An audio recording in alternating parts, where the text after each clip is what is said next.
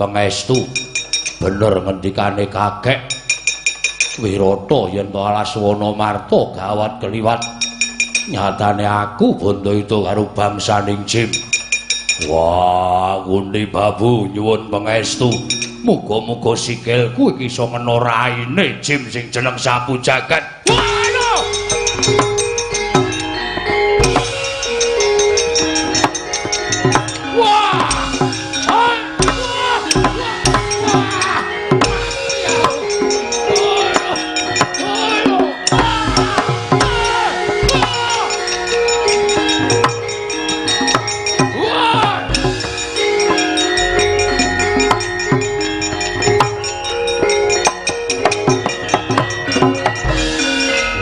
Ngapusi kae. Ketoke ora weruh, ngakune ora weruh bareng etok-etok njaluk pangestu karo sing jeneng Dewi Kunthi. Lah kok dadi tugang raiku ya bener, ngejloki dodo ya bener. Sesek ambek aku ya dadi atur sak atur wacana.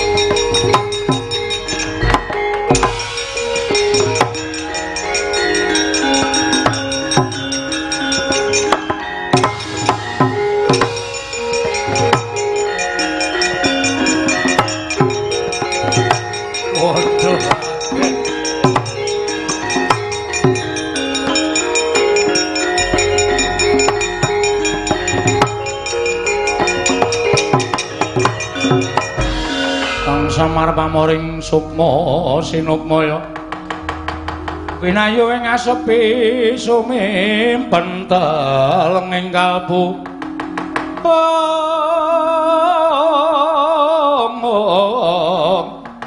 pambukaning warana tarlen saking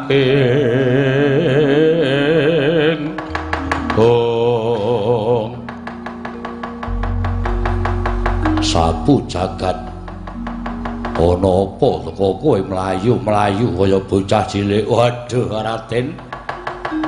Muga dadosna ing kawuningan. Ingkang sekawit kula kadhawuhan jagi tapel wates wana marta.